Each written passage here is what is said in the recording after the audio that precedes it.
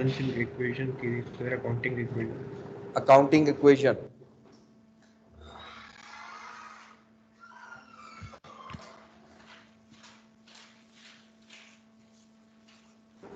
Sir आज जो आपने सर क्वेश्चन भेजा है आज सर उस पर मेंशन नहीं हुआ हुआ क्वेश्चन नंबर 3 में क्या करना है जी सर? आज जो आपने क्वेश्चन भेजा है सर ग्रुप में सर उस पर मेंशन नहीं हुआ हुआ क्वेश्चन नंबर 3 में क्या करना है सर? मैंने कौन सा क्वेश्चन भेजा है?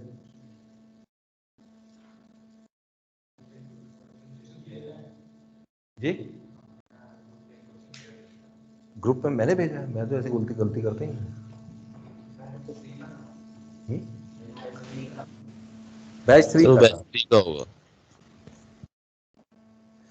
वो 3 का भी है और आपका भी है सर उसमें अकाउंटिंग इक्वेशन बनानी है ना? जी जी बिल्कुल ऐसा ही है। ये मैंने कब भेजा है? हाँ ये वाला, यही आज क्लास में करना है, यही करना है। क्योंकि असल में ना वो माशाल्लाह हमारे यहाँ स्कैन का वाईफाई जो है ना कभी चलता है कभी नहीं चलता, तो वो भेज नहीं सक रहा। तो मैंने कहा शाम को भेज दूंगा पूरी फाइल। फिलहाल ये क्वेश्चन आज करना था ना, तो उधर भी करवाया था, आपको भी करवाना है, इसलिए मैंने भेज दिया। अच्छा जी पहले तो क्वेश्चन कर लो आप लोग, कुछ करना हो, मुझसे बातचीत करनी हो, मेरे से बात करने का कोई शर्फ हासिल करना तो कर लो, नहीं तो फिर मैं शर्फ हासिल करूंगा। आपकी तबीयत कैसी है सर?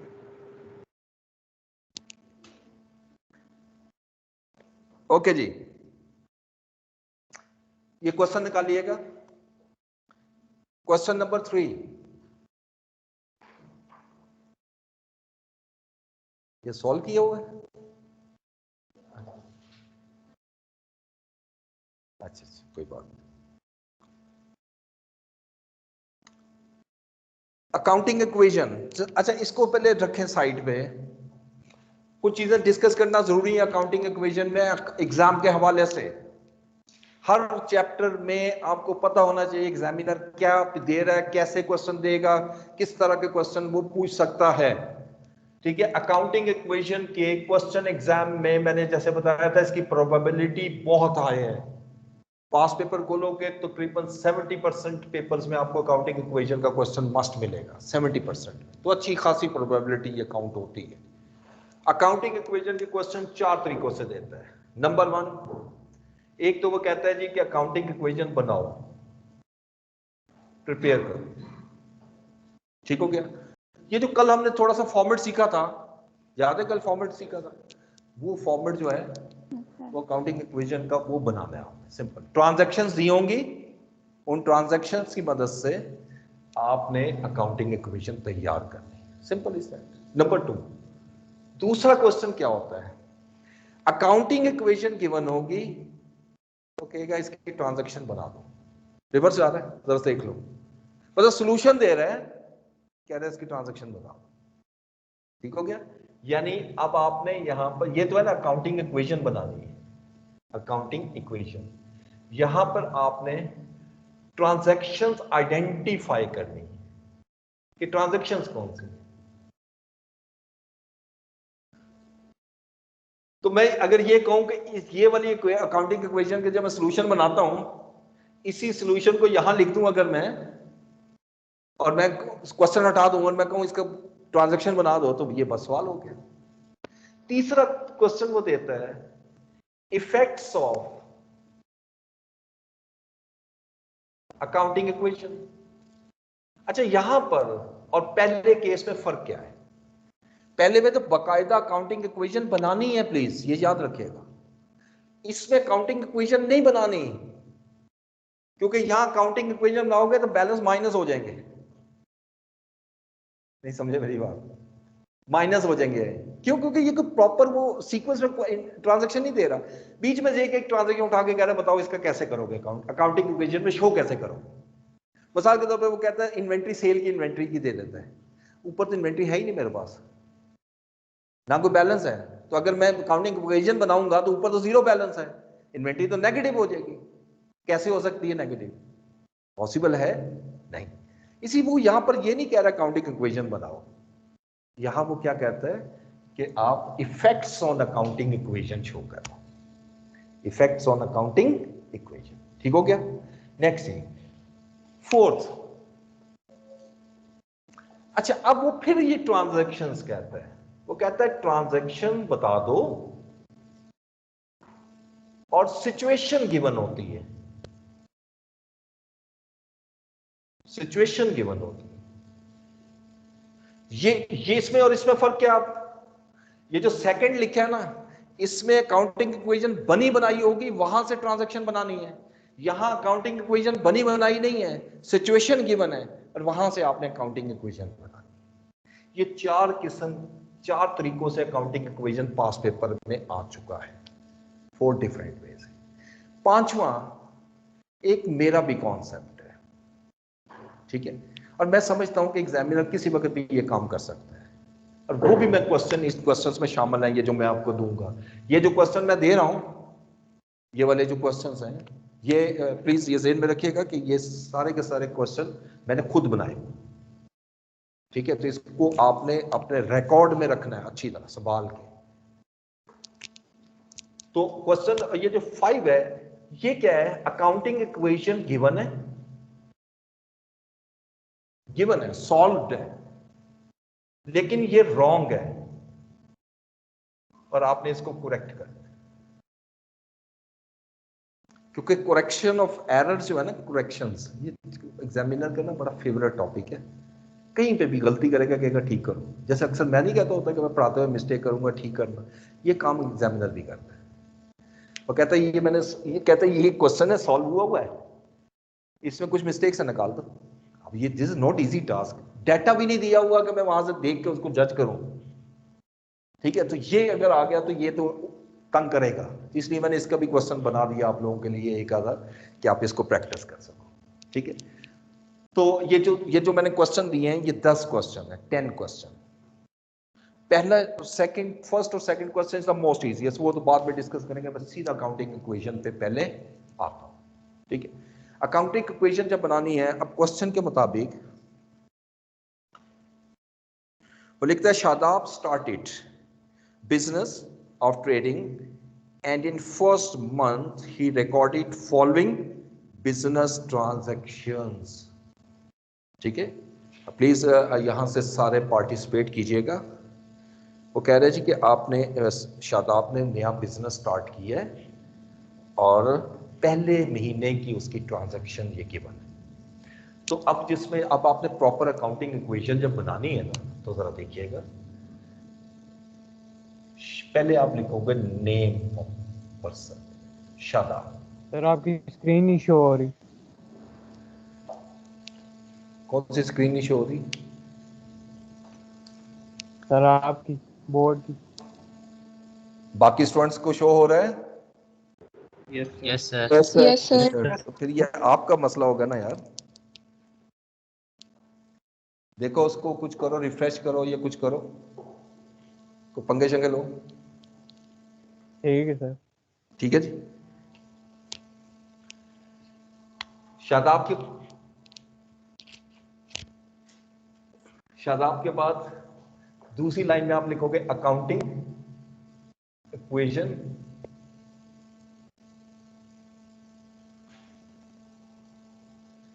और चूंकि यहां मंथ नहीं, सिर्फ ये लिखा for the first month of operation, इसलिए मैं छोड़ रहा हूं। अच्छा अगर लिखा हो तो मैं लिखूंगा for the month of April, for the month of May and so on, जो भी गिवन होगा ना उसके मुताबिक आप लिख लो।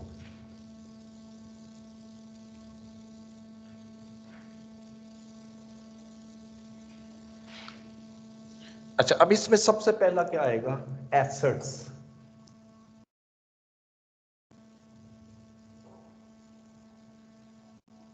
Is equal to liabilities plus owner's equity. तो इसको ना 60-40 में कन्वर्ट करता हूं, बिल्कुल सेंटर से नहीं गुजारा लाइन, ठीक है, क्योंकि एसेट ज्यादा होते हैं आमतौर पे, इसलिए मैंने ज्यादा स्पेस दे दी। Assets is equal to liabilities plus owner's equity. मैंने कहीं प्लस नहीं लिखा तो कोई बात नहीं, ना भी लिखो तो कोई मसला नहीं, मैंने लाइन ड्रॉ कर दी है, ठीक है, लाइन ड्रॉ कर। इवन आप हर हेड के बाद भी लाइन लगा सकते हो, लेकिन यहां पर मैंने पहली क्लास में भी एक बड़ा इंपॉर्टेंट पॉइंट आपको बताया था एग्जाम के पॉइंट ऑफ व्यू से। एग्जाम में एक चीज तो याद रखना, जो आप लोग खासतौर पे ये हमारी बच्चियां जो बैठी हैं, ये इनको बड़ी खूब आदत होती है कि आप लोग ना पेन रंग बिरंगे, ठीक है, ये सबसे बड़ा जहर है प्रोफेशनल स्टडीज में, ये जहर कातिल है, उड़ा के रख देता है। मतलब आप कभी काउंट करो कि कितनी मरतबा ओपन करते हो, एक उसको बंद करते हो, दूसरे को ओपन करते हो, बंद करते हो, इसके साथ सेकंड काउंट करते जाओ, कम से कम 7 से 8 मिनट जाया करके आप पूरे पेपर, एक एक का लम्हा कीमती होता है सीए में। कोई एक पेन लो ब्लैक कलर का, चलो बहुत दिल कर एक मार्कर ले लो ब्लैक कलर, इससे ज्यादा कुछ नहीं। एक लेड पेंसिल होनी चाहिए, वो भी लाइन इस तरह नहीं लगानी कि बड़े आराम से है बनावट बना के, नहीं, मैं होऊंगा तो मैं इस तरह स्केल रखूंगा, स्केल ये बस खाने के, तो ये भी लगाने की जरूरत नहीं है मुझे। वो बात पर लिखने में मेरा हाथ टेढ़ा हो जाता है, जीरो इधर जा रहे हैं, कोई सज्जे कोई खब्बे, समझते हो ना, तो वो फिर उसको संभालने के लिए जो ना तो लाइन लगा दी जाती है कि उससे बाहर, बाउंड्री से बाहर नहीं जाना है, और कोई मकसद नहीं। कहीं पर एग्जामिनर नहीं कहता लाइनें लगा के करो, अगर आप सीधा लिख सकते हो तो अच्छी बात है। तो ये जरा थोड़ा सा ख्याल करना है, अभी से इन चीजों को प्रैक्टिस करनी है, क्योंकि ये क्वेश्चन छोटा सा होता है, इसमें नंबर पूरे मिल जाते हैं, और टाइम जाया नहीं करना इसमें टाइम लगता है थोड़ा सा। अच्छा, अब यहां पर मैं एक लाइन और लगा रहा हूं जहां पे मैं हेड ऑफ अकाउंट्स, अब ट्रांजैक्शन की तरफ चलते हैं। ट्रांजैक्शन नंबर भी मैं यहां बस ऐड करता हूं। नंबर 1, पहली ट्रांजैक्शन देखिए क्या है, Shadab started business with cash ₹165,000। जी, अब इसमें हेड ऑफ अकाउंट क्या है, कैश और cash, capital. Cash and capital. Cash किस साइड पे लिखूं, एसेट Assets. साइड पे, S G good, cash asset side पे, और कैपिटल ऑनर्स ऑनर्स इक्विटी, मतलब वो लाइबिलिटी प्लस ऑनर्स इक्विटी में आ गया। हाँ, यहाँ पर फिर मैं भूल जाऊंगा, आपका टेस्ट भी है, असल में आप लोगों को बता नहीं सका, बैच 3 में मैं बता चुका था, कल है टेस्ट, कल, ठीक है, और अब कल छुट्टी कर लीजिएगा सारे, ठीक है। अभी तो ये सिचुएशन ऐसी चल रही है ना, कोविड है और ये मामला, मैं कुछ कह नहीं रहा आप लोगों को, वरना टेस्ट ना दोगे तो मैं नहीं छोड़ता होता, मैं तो क्लास से बैच से निकलवा देता हूँ, इसलिए टेस्ट मेरा लाजमन देना है। मेरा टेस्ट दे के इंशाल्लाह खुश हो गए, खुशी महसूस होगी, पास हो ना हो इसकी गारंटी नहीं दे रहा मैं टेस्ट में, लेकिन खुशी महसूस करोगे कि पेपर की है, ठीक है ना, तो मतलब लेवल का पेपर नजर आएगा, और चैलेंज से कहता हूँ कि वो क्वेश्चन कहीं से ढूंढ के ला के दिखा, आपको मिलेगा, क्यों, क्योंकि मैं खुद बना रहा हूँ, तो इसलिए केयरफुली करना है। अभी तो पहला टेस्ट है, जरा आसान ही रखूंगा, फिर आहिस्ता आहिस्ता थोड़ा सा मसाले डालता हूँ मैं। एनीवे, तो कल हमारा जी अप टू ट्रायल बैलेंस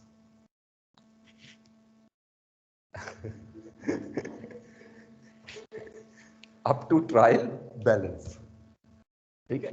अब ये बहुत लेंथी नहीं होगा, अब किस तरह होगा, ये एनालिटिकल टाइप है, अब ये समझ लो कि कोई इतने लंबे क्वेश्चन नहीं होंगे, लेकिन कुछ कॉन्सेप्चुअल चीजें पूछी होंगी उसमें, इस तरह का होगा टेस्ट, जरा अपने ख्याल से करना।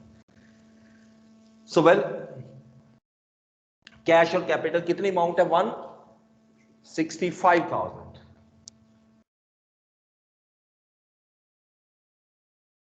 कैश में, और 165,000 कैपिटल, दोनों में प्लस करना है ना, ठीक है जी, प्लस करना है। नेक्स्ट ट्रांजैक्शन देखो,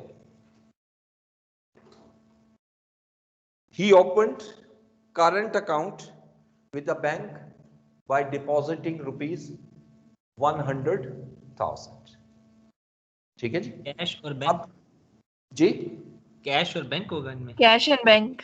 जी जी ठीक है।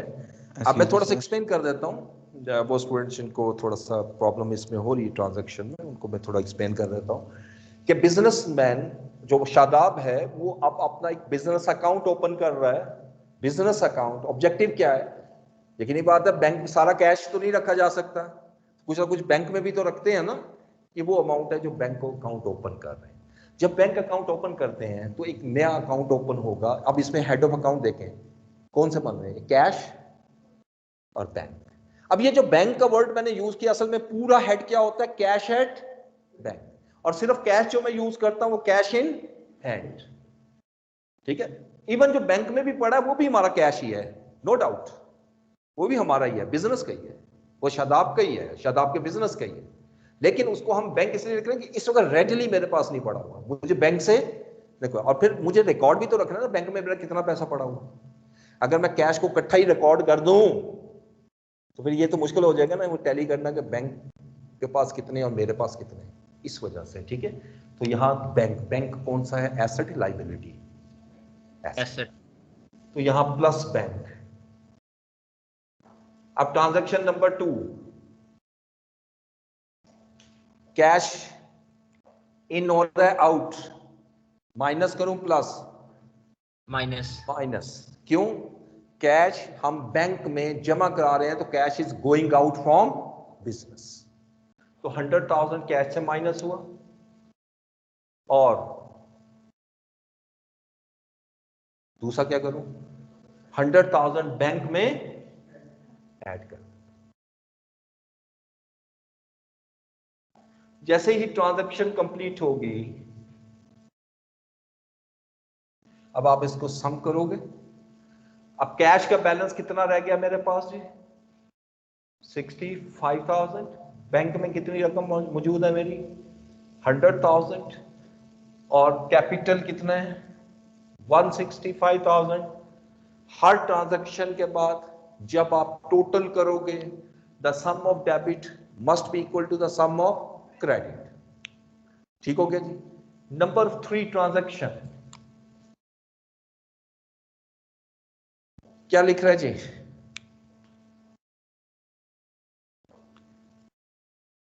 bought furniture and fixture with a list price of 60,000 subject to a 20% discount and payment is made through check। ठीक है, बाय चेक।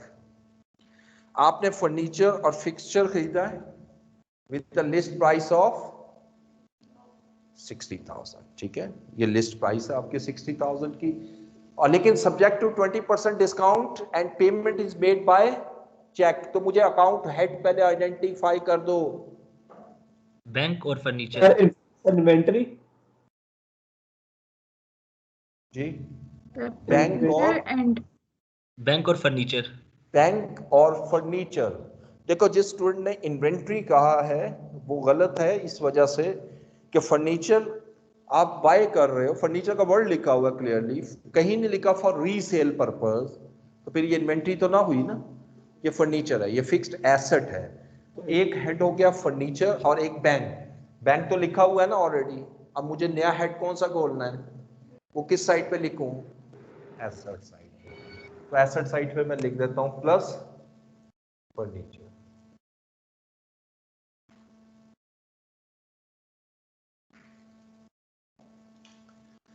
अब अमाउंट की तरफ आए तो कितनी अमाउंट है जी, 60,000। तो डिस्काउंट सब्जेक्ट टू 20% डिस्काउंट, ये भी तो लिखा हुआ है ना, तो डिस्काउंट को क्या करूं, 48 माइनस करूंगा ना डिस्काउंट को, तो डिस्काउंट माइनस करके कितनी अमाउंट आती है, 48,000। 48। देखो, हम क्लास में ये सेवरल टाइम डिस्कस भी कर चुके हैं और मैं पढ़ा भी चुका हूं कि ट्रेड डिस्काउंट को कभी अकाउंट में शो नहीं करते, बल्कि अमाउंट में से ही माइनस कर, शो हो रहा होता है उस तरह, बाहर तो शो हो रहा है ना, माइनस हो रहा है, लेकिन कहीं वर्ड डिस्काउंट आपको लिखा नजर नहीं आएगा एंट्री में। ठीक है, वो हाइड हो जाएगा। तो 48,000 का इफेक्ट बैंक में प्लस कर दूं जी, बैंक प्लस होगा ना, माइनस। पक्की बात है, माइनस होगा। माइनस। आप कहते हो तो मैं मान लेता हूं 48,000 माइनस, और फर्नीचर ऐड हो, प्लस। लेस। लेस कैसे हो गया, फर्नीचर खरीदा ही नहीं हुआ और आप बेच रहे हो, माइनस कैसे हो प्लस गया, होगा सर, प्लस। हाँ प्लस होगा। ठीक है सर प्लस होगा।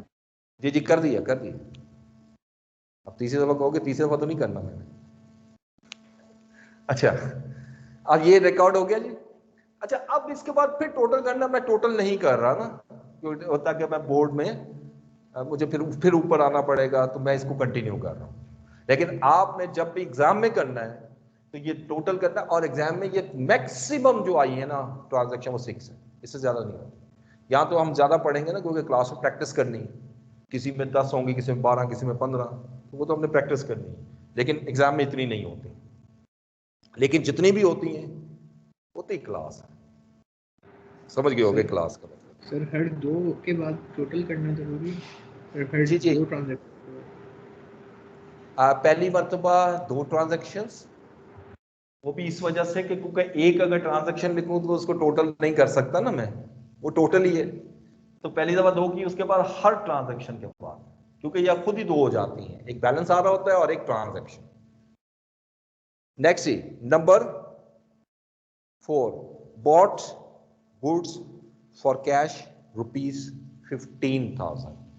आपने 15,000 की गुड्स खरीदी कैश पे। Stock and cash. कौन कौन से हैं जी? स्टॉक एंड इन्वेंट्री और कैश। कैश। इन्वेंट्री और cash. Cash. Inventory and cash. Inventory और cash.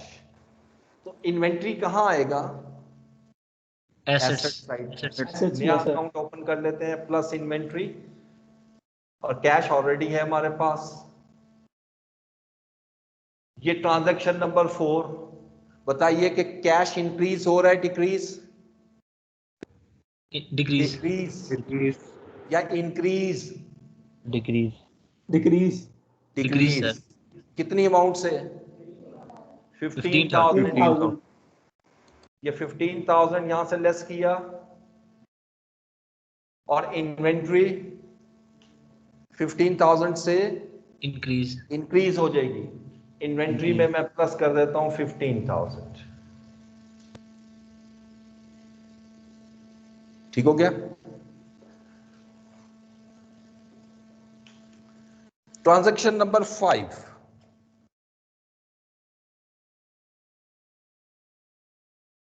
bought goods from Khanzada stores worth ₹22,000।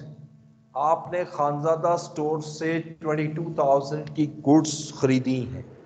अब कौन से अकाउंट हेड्स हैं? डेटर्स और इन्वेंट्री। डेटर्स और इन्वेंट्री। डेटर्स और इन्वेंट्री, और जी अकाउंट्स पेबल। यहां डेटर्स नहीं आएंगे, yes sir, account payable creditor आएंगे। क्रेडिटर्स एक आएंगे। बात, creditor or account payable is one and the same thing, but debtor is entirely different. Debtors तो वो है जिनको सेल कर रहे हो, ये तो परचेज अकाउंट्स पेबल्स होते हैं जी। अकाउंट्स पेएबल, तो यहाँ पर 2 हेड हैं, कौन कौन से? एक इन्वेंट्री जो ऑलरेडी है, और एक अकाउंट्स पेएबल। तो अकाउंट्स पेएबल मैं कहाँ ओपन करूँ? यही एसेट साइड पे? Liability side. अच्छा, आप सिर्फ पेएबल भी लिख सकते हो,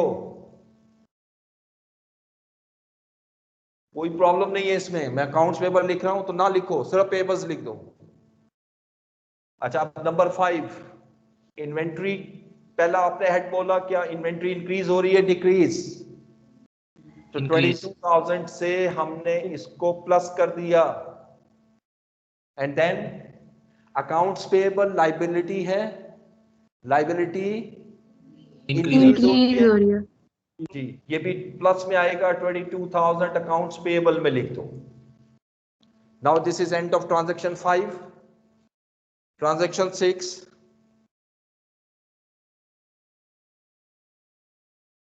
सोल्ड गुड्स फॉर कैश। ये अब यहां से सेल की एंट्री है, ये जरा ध्यान से देखना है। Sold goods for cash ₹17,000 which originally cost ₹12,000। आपने गुड्स सेल की कैश पर 17,000 रुपीज में, जिसकी कॉस्ट 12,000 रुपीज थी, जिसकी कॉस्ट 12,000 रुपीज थी। याद रखना है कि अकाउंटिंग इक्वेशन में हम सेल का वर्ड यूज नहीं करते, हम परचेज का वर्ड यूज नहीं करते। सेल के लिए भी इन्वेंट्री, परचेज के लिए भी इन्वेंट्री। ठीक है, ये ध्यान से जरा सुनिएगा। मैंने कहा था ना आगे जाके मैं बताऊंगा कुछ मुख्तलिफ भी। स्टार्ट में मैंने कहा था कि यहां बेशक आप परचेज यूज करो या इन्वेंट्री यूज करो। मैंने आगे कहा था हम बताएंगे कहां इन्वेंट्री यूज करते हैं और कहां हम परचेज यूज करते हैं, सिस्टम्स पे डिपेंड करता है। तो लिहाजा ये डिसाइड हुआ कि एक तो हमारा इन्वेंट्री आएगा, ना सेल आएगी ना परचेज आएगी। लेकिन एक प्रॉब्लम आएगी, इन्वेंट्री जब मैं खरीदता हूं वो कॉस्ट पे होती है, जब सेल करता हूं तो सेल प्राइस पे होती है। ठीक है, मिसाल फर्ज कीजिएगा, इसको मैं अरेज कर दूंगा, 100 रुपीज की आप इन्वेंट्री खरीदते हो तो इन्वेंट्री में प्लस होगा। यही इन्वेंट्री 120 में सेल करते हो, ऑब्वियसली प्रॉफिट कमाने के लिए ली थी ना, प्रॉफिट में बेचोगे। जब 120 में सेल करोगे तो 100 में से तो 120 माइनस हो ही नहीं सकता, कैसे मुमकिन है? तो क्या करेंगे अब हम 100 यहां से माइनस करेंगे ताकि ये जीरो हो जाए। तो 20 बेसिकली क्यों नहीं लिखा? क्योंकि वो प्रॉफिट है। तो लिहाजा इसमें इस ट्रांजैक्शन में 2 नहीं 3 हेड आए। ठीक है, कौन कौन से? एक तो कैश, एक इन्वेंट्री, एक इन्वेंट्री, और एक एक दूसरा profit। डिफरेंस क्रिएट हो रहा है, Profit। That is profit. Profit. हाँ जी, जब सेल ट्रांजैक्शन आएगी तो 3 हेड आएंगे, या प्रॉफिट या लॉस, वो डिपेंड करता है, कभी कभी लॉस भी दे सकता है वो ट्रांजैक्शन में। तो यहां प्रॉफिट है तो आप प्रॉफिट दे दो। तो अब आइएगा नंबर 6 ट्रांजैक्शन। इसमें 3 हेड हमने डिस्कस किए। एक कैश, तो बताइए कैश इंक्रीज हो रहा है डिक्रीज? इंक्रीज, इंक्रीज कितनी अमाउंट से? 17,000। यस। नंबर 2 हमने कहा इन्वेंट्री, इन्वेंट्री इंक्रीज हो रही है डिक्रीज? डिक्रीज, डिक्रीज कितनी अमाउंट से? 12,000। 12,000 से। गुड, तभी तो डिफरेंस आ रहा है। तो अब ये जो डिफरेंस है दैट इज प्रॉफिट। अंडरस्टूड है, 12,000 की चीज मैं 17,000 में बेच रहा हूं तो जो आ रहा है वो प्रॉफिट ही तो है। और प्रॉफिट कहां जाएगा? ऑनर्स इक्विटी में प्लस कर दोगे। इसका भी मैं कॉन्सेप्ट समझा देता हूं कि हम ऑनर्स इक्विटी में क्यों लेके जा रहे हैं। जब मैंने अकाउंटिंग इक्वेशन ड्राइव करना सिखाई थी आपको कल, तो हमने पढ़ा था ना, asset is equal to liabilities plus owner's equity plus revenue minus expense. ये इतना ऐसा किया था ना हमने। और फिर मैंने कहा था रेवेन्यू माइनस एक्सपेंसेस क्या है? या प्रॉफिट है या लॉस है? लॉस। हाँ जी, और ये प्रॉफिट और लॉस किसका है? ओनर। ऑनर का ही है। यानी अगर बिजनेस को प्रॉफिट हो रहा है तो वो ऑनर को ही अल्टीमेटली मिलना है, और अगर कोई लॉस हो रहा है तो ऑनर ने ही पूरा करके देना है। तो इसलिए ये क्लोज कहां होना है? ऑनर को। तो अगर बिजनेस ने प्रॉफिट कमाया है, कमाया बिजनेस ने, लेकिन किसके लिए? इसलिए ऑनर्स इक्विटी में प्लस कर दो। और लॉस होता तो फिर रिकवर करता ना, बिजनेस चलाना भी तो है, फिर ऑनर उसको देता, फिर हम इसको माइनस कर देते ऑनर्स इक्विटी में। एनीहो, आगे चलिएगा next transaction.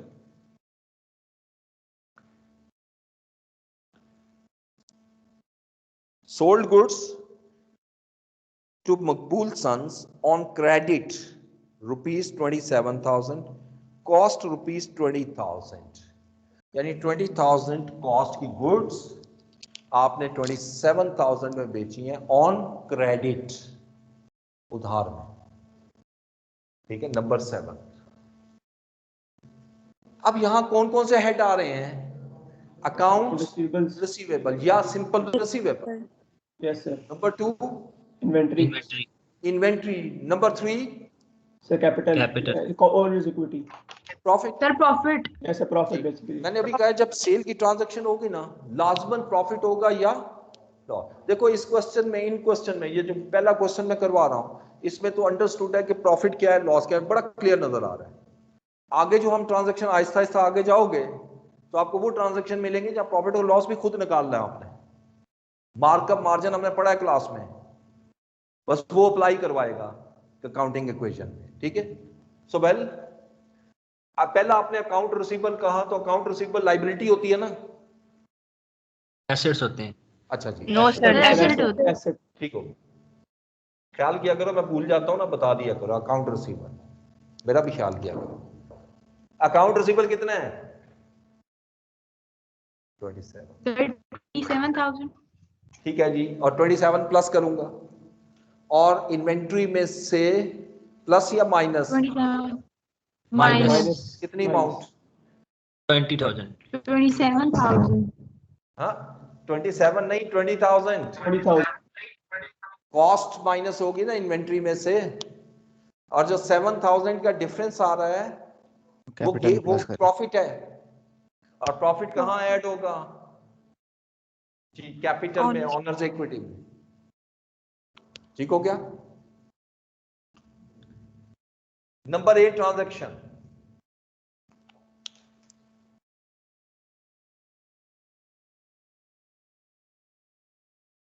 Cash received from Maqbool sons ₹15,000।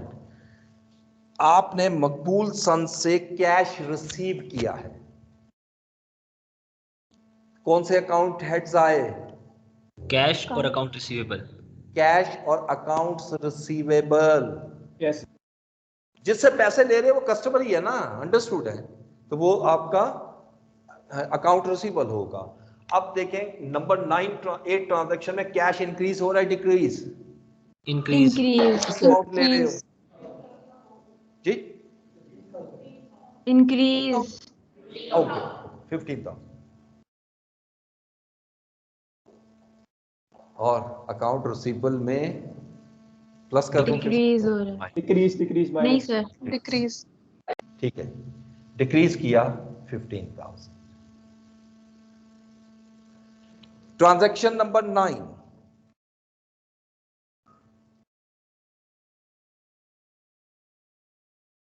Check paid to Khanzada stores ₹12,000।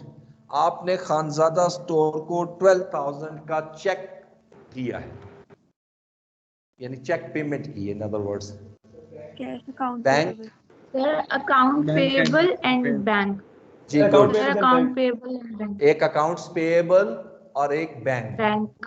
Yes, जी, sir. अब अकाउंट्स पेएबल और बैंक दोनों अकाउंट यहाँ पे मौजूद हैं, तो नंबर 9 ट्रांजैक्शन में बताइए बैंक में प्लस करूं माइनस? Minus. निकल रहे हैं तो Minus. माइनस होगा, तो बताइए Minus. कितनी अमाउंट है? 12,000। 6,000. 12,000 मैंने बैंक से माइनस किए, और दूसरा 12,000 Sir कहाँ minus. जाएगा? सर वो भी Sir तो account payable से भी minus. पेएबल में सर से उधर से भी डिक्रीज हो रहा है। Sir minus. सर आपने पेड कर दिया ना, तो हमारी लाइबिलिटी अब कम हो गई है। सर माइनस डिक्रीज हो रही है लायबिलिटी से। ठीक है, मैं डिक्रीज ही करता हूँ, लड़ते क्यों होंगे सर? ये 12,000 यहां से माइनस कर रहा हूं, तो बड़ी डाढ़ी क्लास है। नंबर 10,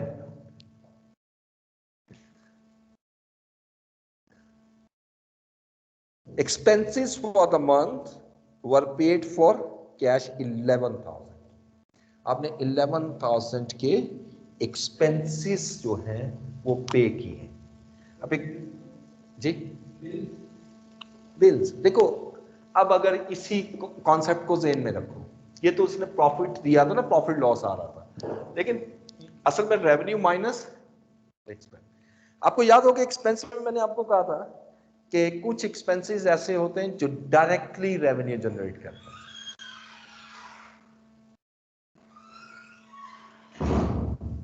और कुछ ऐसे होते हैं जो इनडायरेक्ट। लॉजिक जरा देखो, कुछ ट्रांजैक्शन में फौरन जैसे ट्रांजैक्शन होती है पता लग जाता है प्रॉफिट क्या है। आई समझ में आता? मतलब अभी परचेज आप कहते हैं 12,000 की चीज मैंने 12,000 की 17,000 में सेल की, तो नहीं पता लग रहा, लेकिन दूसरी तरफ आप इलेक्ट्रिसिटी का बिल पे कर रहे हैं, ये भी तो एक्सपेंस है, इसका कहाँ है रेवेन्यू? प्रॉफिट कहाँ है? इसका प्रॉफिट अभी नहीं निकलेगा, निकलेगा जाएगी, ये रेवेन्यू जनरेट करके दे रहा है, डायरेक्टली नजर नहीं आ रहा।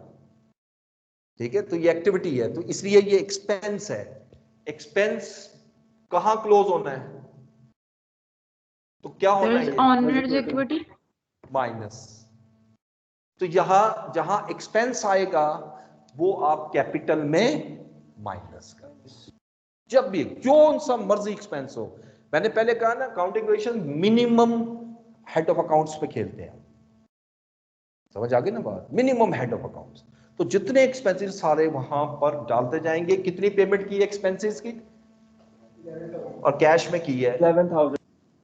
11,000 यहां से माइनस करो और 11,000 इसी के सामने कैपिटल से माइनस कर दो। अब इसके बाद लास्ट ट्रांजैक्शन देखिएगा इसकी,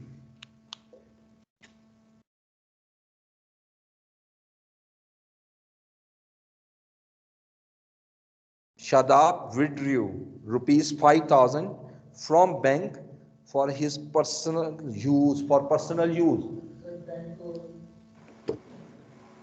एक बैंक ड्राइंग और एक ड्राइंग्स है, लेकिन वो ड्राइंग्स भी कहां जाएगी?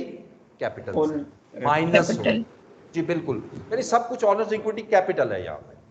तो लिहाजा एक तरफ तो आपका बैंक बैलेंस 5,000 से इंक्रीज हो गया, डिक्रीज हो गया। वेरी गुड, ये मैं चाहता हूं कि जागते रहना है कि मैं ऐसे बोलूं और फौरन पकड़ो कि ये गलत है, ठीक है। और यही 5,000 आपका कैपिटल में से भी डिक्रीज होगा Minus हो बिकॉज जाएगा। Of drawings.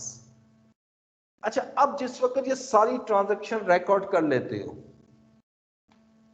एंड पे जब ये मंथ कंप्लीट होता है तो हम फिर बैलेंस करते हैं। This is known as balance, यानी मीन मेरे पास कैश का बैलेंस कितना पड़ा हुआ, क्योंकि जीरो तो नहीं हो जाना, अगले महीने की यहीं से स्टार्ट होना है।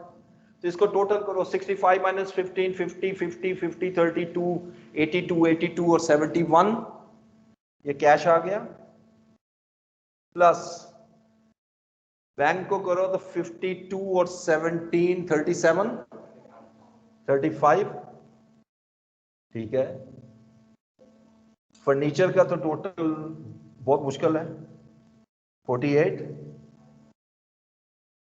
5,000 और प्लस 12,000। देखो अब ये क्या शो कर रहा है कि बिजनेस का, जो बिजनेस में इस वक्त तो कैश इन हैंड कितना है 71,000, बैंक में मेरा कितना बैलेंस मौजूद है 35,000, मेरे पास बिजनेस में जो फर्नीचर मौजूद है उसकी मालियत 48,000 है, मेरे पास जो बिजनेस में इन्वेंट्री इस वक्त मौजूद है वो 5,000 वैल्यू की है, और जो मैंने अमाउंट कस्टमर से लेनी है अभी वो 12,000। इन सब को टोटल कर दो तो क्या आएगा? 151. 161, 171. 71, ठीक है जी। इसी तरह इस साइड को भी टोटल करो, 22 माइनस 12, 10,000, 165 प्लस 12 माइनस 11 माइनस 5, 159, 161. 61, तो 110 प्लस 161,000 इज इक्वल टू 170, यानी जब मंथ एंड होता है तो हम इसको बैलेंस करते हैं, और as per duality concept equal आना चाहिए। आम सिस्टम जो होता है, दूसरा सिस्टम जो रेगुलर सिस्टम है अकाउंटिंग का, वहां ट्रायल बैलेंस से हम इसको जज करते हैं। अकाउंटिंग इक्वेशन में ये asset is equal to liabilities plus owner's equity. और इसका क्वेश्चन जो है एग्जाम में 7 मार्क्स तक आता है, 7 to 8 मार्क्स, और ये यकीन करो मैं सच्ची बात बता रहा हूँ ईमानदारी से, 7 मार्क्स बड़े आराम से मिलते हैं। बेशक अभी हमने वो ट्रांजैक्शन को नहीं पढ़ा जो पेपर लेवल की है, वो तो अब शुरू होने लगी है ना, आहिस्ता आहिस्ता शुरू होंगे। तो जैसे आगे बढ़ेंगे इंशाल्लाह आप इसको सीखते जाओ, सो कोई इतनी बड़ी कोई साइंस नहीं है, ठीक है। तो अब जरा मैं आपको होमवर्क दे रहा हूँ, लिखिए। अब ये ना कहिएगा कल टेस्ट है तो होमवर्क नहीं होगा। अच्छा, अब टेस्ट का रोला ये बन गया है क्योंकि मैंने ग्रुप बनाया एक, बैच 3, सुबह मैं जैसे ही वहां मैं अपलोड करूंगा आपको मिल जाएगा टेस्ट, ऐसा ही है ना, और आप उसको तैयारी कर लोगे। सर कल फिजिकल क्लास है। हाँ जी, कल फिजिकल।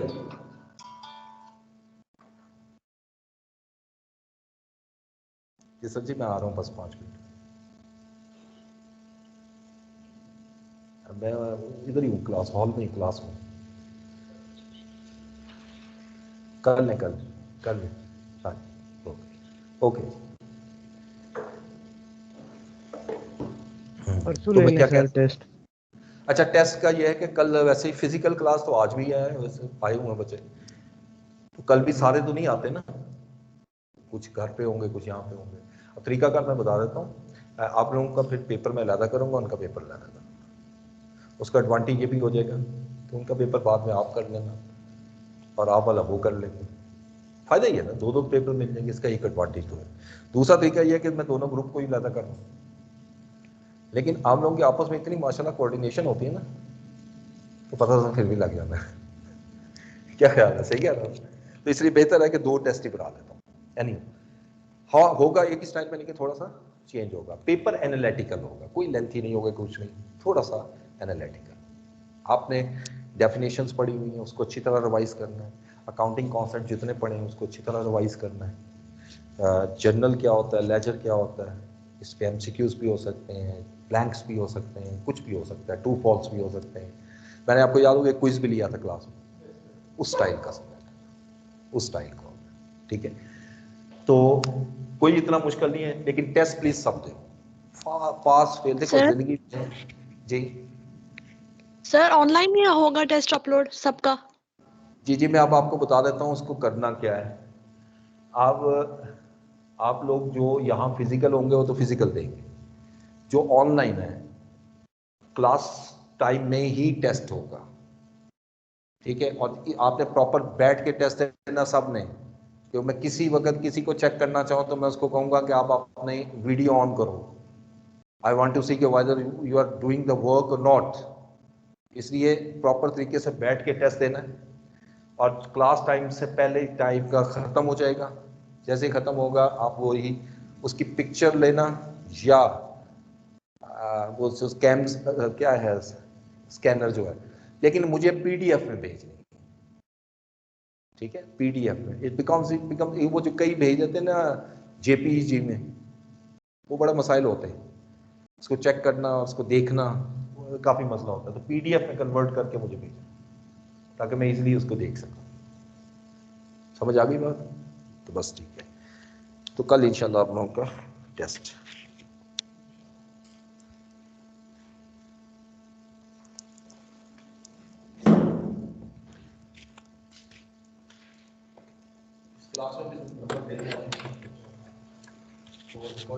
सर 1 घंटे का टाइम होगा?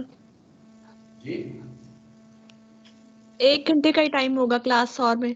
जी, मैक्सिमम 1 घंटे का होगा।